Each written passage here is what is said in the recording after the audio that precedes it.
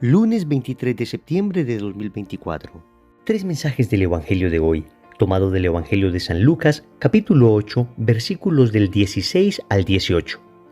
En aquel tiempo dijo Jesús a la gente: Nadie enciende un candil y lo tapa con una vasija o lo mete debajo de la cama. Lo pone en el candelero para que los que entren tengan luz. Nada hay oculto que no llegue a descubrirse. Nada secreto que no llegue a saberse o a hacerse público. A ver si me escucháis bien. Al que tiene, se le dará. Al que no tiene, se le quitará hasta lo que cree tener. Palabra del Señor. Gloria a ti, Señor Jesús. Querida familia, hoy tenemos una serie de sentencias de Jesús bien instructivas. El Evangelio de hoy tiene una serie de aplicaciones prácticas bien profundas que vamos a tratar de desentrañar de este bello texto. Vamos a reflexionar tres mensajes. Primero, muestra la belleza del Evangelio. Segundo, ¿quién es tu público? Tercero, la fe produce hambre de Dios. Vamos con el primer punto. Muestra la belleza del Evangelio. Comienza Jesús diciendo lo siguiente: Nadie enciende un candil y lo tapa con una vasija o lo mete debajo de la cama. Lo pone en el candelero para que los que entren tengan luz. Querida familia, esta expresión de Jesús se refiere en concreto a el Evangelio. El Evangelio es aquella luz que debe iluminar a muchas personas. Lo que el Señor está diciendo en contra de algunas teorías y filosofías de entonces es que el Evangelio debe alumbrar e iluminar a todas las naciones. Había una especie de corriente llamada el gnosticismo que decía que lo que ellos sabían era para unos pocos. Algunos iluminados, algunos especialmente escogidos, tenían el privilegio de saber esta revelación. Lo que Jesús dice es que el Evangelio es completamente distinto a eso. Es decir, el Evangelio debe ser conocido por todos, anunciado a todas las personas. Nada de que un grupo selecto de personas lo deba conocer y otro enorme grupo de personas deban permanecer en la ignorancia. Todo lo contrario. Esto va muy de la mano con lo que dice Jesús al final de su vida, antes de subir a los cielos. Id y evangelizad al mundo entero. Pero yo quisiera resaltar hoy un aspecto bastante especial del Evangelio, y es su belleza. Ciertamente nosotros al predicar el Evangelio podemos resaltar la fuerza de la verdad que hay en él. Es decir, el Evangelio es la verdad y nos lleva a Cristo, que es la verdad misma encarnada. Y por eso tenemos una bellísima doctrina. Una doctrina verdadera, una doctrina que no admite relativismos. O podemos hablar también de la fuerza del bien del Evangelio. Esto es, que el Evangelio nos lleva a practicar el bien, nos enseña el camino correcto. Pero tal vez hay un aspecto menos conocido de la fuerza del Evangelio y es la belleza que éste tiene. Es decir, la belleza del Evangelio.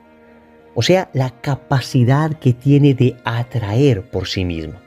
Tanto la verdad como el bien como la belleza son lo que la filosofía griega llamó los trascendentales, junto con otro llamado la unidad. Y por supuesto que el Evangelio goza como de todas estas características, pero enfoquémonos hoy en la belleza del Evangelio y pensemos que esta fue una de las armas más potentes que tuvo el cristianismo para difundirse por todo el mundo en tan poco tiempo.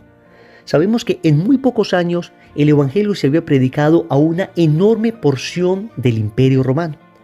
¿Y por qué esto? Tertuliano, un padre de la Iglesia, decía que cuando los paganos veían a los cristianos, se repetían: miren cómo se aman. Y de esto tenemos una muestra en Hechos de los Apóstoles, capítulo 4, versículo 32.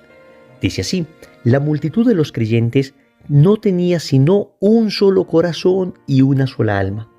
Es decir, el cristianismo se expandía por atracción. Óyeme bien, se expandía por atracción. Y esto es lo que está diciendo el Señor en el Evangelio de hoy. Que se encienda la luz del Evangelio y que las personas quieran acercarse a él porque lo ven irresistiblemente atractivo. A este propósito quisiera contarles un testimonio personal. Por gracia especial de Dios, tuve el regalo del cielo de llegar virgen al matrimonio. Virgen por convicción. Virgen porque el Señor me tocó el corazón siendo muy jovencito y después de experimentar un proceso de conversión, entonces quise seguir lo que el Señor decía respecto a la castidad. Y yo tenía cierto reparo en testimoniar esto públicamente. Y el reparo no es porque yo tuviera vergüenza de esto, todo lo contrario. Tenía un cierto reparo porque creía que era cierta soberbia el decir esto públicamente. Ciertamente, la castidad implica mucha valentía, implica mucho esfuerzo, implica mucha voluntad, implica sacrificio, implica oración, pero sobre todo implica una enorme gracia de Dios, porque finalmente es el Señor el que concede la gracia. Entonces yo tenía cierto temor de predicar esto porque de pronto podía sentir que la soberbia se me venía al corazón, se me venía al alma.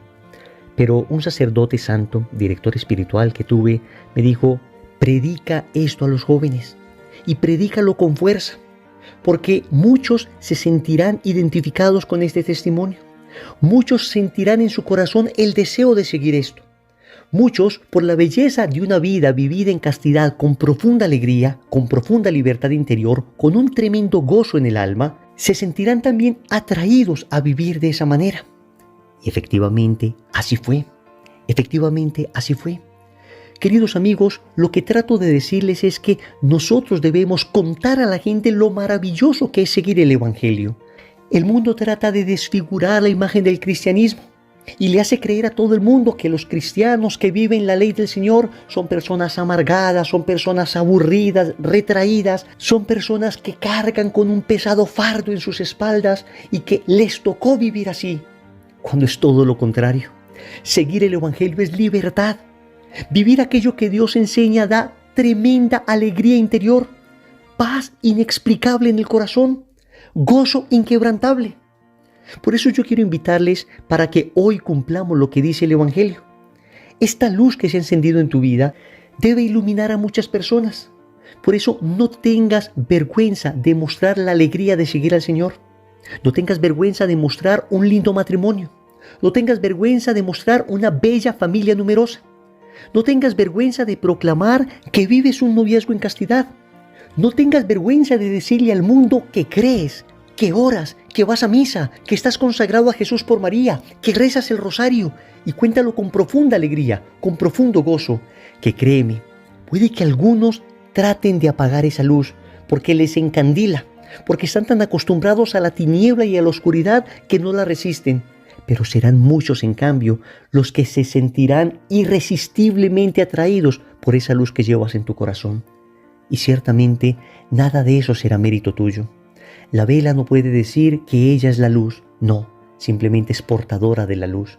Tú y yo no somos la luz, somos simplemente la velita que portamos esa luz. Pero qué alegría que la luz del Evangelio brille en nuestro corazón. Qué alegría que la luz del Evangelio irradie a todos los que puedan a nuestro alrededor. Qué alegría mostrar la belleza del Evangelio. Segundo, ¿quién es tu público? Y esa pregunta la hago a propósito de lo que dice un santo obispo español, Monseñor José Ignacio Munilla. Los invito para que lo busquen en internet y lo sigan. Es un obispo tremendo, bueno, equilibrado, un obispo sensato y muy fiel a la doctrina. Pues él repite mucho esta pregunta: ¿quién es tu público? Y nos invita a que nos imaginemos estando en un estadio. Y en un lado de la grada, muchísima gente, muchísimas personas. Y en el otro lado de la grada, Jesús. Y él hace esta pregunta: ¿quién es tu público? ¿De cara a quién haces las cosas? ¿De cara al mundo? ¿De cara a los aplausos? ¿De cara a las cámaras? ¿De cara a las críticas de la gente? ¿O en cambio las haces de cara a Jesús, sin importarte lo que otros digan, sin importarte lo que otros piensen? Esto a propósito de lo que dice Jesús hoy en el Evangelio. Nada hay oculto que no llegue a descubrirse, nada secreto que no llegue a saberse o hacerse público. Es decir, aquello que hacemos incluso en la oscuridad, incluso en la intimidad, incluso sin que nadie nos vea, aquello que hacemos que nadie logra postear, que nadie logra ver, eso lo ve Dios, eso lo conoce Dios.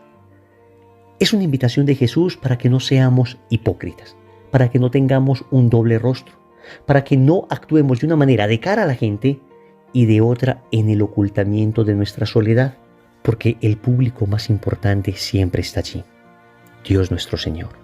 Su mirada tierna y compasiva, no una mirada que te acusa, no una mirada que te juzga, sino al contrario una mirada que te ama, pero una mirada a la que le duele profundamente que te lastimes con el pecado. ¿Quién es tu público? ¿De cara a quién haces las cosas? Una pregunta para reflexionar. Y si hasta ahora hemos hecho las cosas de cara al público humano, de cara a los hombres, de cara al mundo, pues es tiempo de iniciar un proceso de conversión personal, dar un giro de 180 grados y empezar a hacer las cosas de cara a Dios. Tercero, la fe produce hambre de Dios. El Evangelio concluye con una frase que muchas veces no se ha entendido bien. Dice el Señor: al que tiene, se le dará, y al que no tiene, se le quitará hasta lo que cree tener. Si alguna persona interpreta esta frase hablando en términos materiales, pues parecería una frase injusta. Al que tiene materialmente, se le dará, y al que no tiene materialmente, hasta lo que tiene se le quitará. Obviamente este no es el sentido de la frase. Más bien esto se refiere a aspectos espirituales y se refiere fundamentalmente a la fe. Así funciona la vida espiritual. Al que tiene fe, se le dará más fe. Y al que no quiere tener fe, hasta ese poquito de fe se le quitará. Y es que esta es una realidad antropológica que se vive en la espiritualidad. Cuando tú tienes fe, entonces se produce dentro de ti un hambre de Dios, un deseo de conocer más, un deseo de enamorarte más del Señor. Las personas que tienen fe, entonces quieren leer más la Biblia, quieren ver películas religiosas, quieren estar en la Eucaristía, en la adoración del Santísimo, en el grupo de oración. A ese que tiene se le dará más de Dios. Esa fe produce hambre de Dios. Pero en cambio, las personas que no se han preocupado por cultivar su fe, las personas que pueden tener un poquito de fe pero no se preocupan por regarla, no se preocupan por cuidarla como una florecita que apenas está creciendo y que es muy débil, pues esas personas, hasta ese poquito de fe que tienen, al final la terminarán perdiendo. Saldrán del colegio con un poquito de fe que no quisieron cultivar y llegarán a la universidad y les quitarán allí lo poquito que tenían. O ese católico que se conforma con ir a misa cada que le nace y le nace muy poco, o cada que hay un evento social, pues ese poquito de fe que tiene, con el primer documental ateo que vea, se le quitará. Con el primer comentario de sus amigos mundanos, de sus amigos bastante secularizados, bastante ateos, se le quitará. Querida familia, al que tiene fe y se preocupa por cultivarla, se le dará más fe. Y al que no tiene fe y la poquita que tiene la ha despreciado, se le quitará hasta esa poquita fe que tiene. Oremos. Amado Señor, hoy quisiera mostrar al mundo la belleza del Evangelio. Hoy quisiera mostrar al mundo lo feliz que me siento de seguirte, la alegría que hay en mi corazón por sentirme absolutamente libre, por experimentar esta paz, por experimentar este gozo que me produce tu Evangelio, que me produce tu palabra. Ciertamente también hay combate, ciertamente también hay luchas y ciertamente siguen las tentaciones, pero es más grande la alegría de amarte y de sentirme amado. Hoy, Señor, voy a proclamar al mundo entero que amarte es lo más bello que le puede suceder a una persona. Y voy a contar a las naciones lo que has hecho en mi vida. Porque si has encendido en mi corazón esta luz, es para iluminar a muchas personas. Por esa misma razón, quiero seguir haciendo las cosas de cara a ti. Quiero que tú seas mi público más importante. Quiero, Señor, que en cada cosa que haga esté pensando en ti. No como un juez que me mira, sino como el amor de mi vida que me acompaña. No como un juez que está esperando que caiga para señalar mi error, sino como lo más grande que le ha pasado en mi vida, que está allí para acompañarme en mi diario caminar. Finalmente, Señor, quiero suplicarte que aumentes el hambre que tengo de ti, que cada día sea más y más el deseo de amarte, el deseo de conocerte, el deseo de servirte. Esto te lo pido por medio del Inmaculado Corazón de María, a ti que vives y reinas por los siglos de los siglos. Amén. Señor, dame lo que me pides y pídeme lo que quieras. Recordemos entonces. Primero, muestra la belleza del Evangelio. Segundo, ¿quién es tu público? Tercero, la fe produce hambre de Dios. Compromiso. Vamos a tratar de mostrar hoy en nuestras redes sociales la belleza del Evangelio. En el nombre del Padre, del Hijo y del Espíritu Santo. Amén.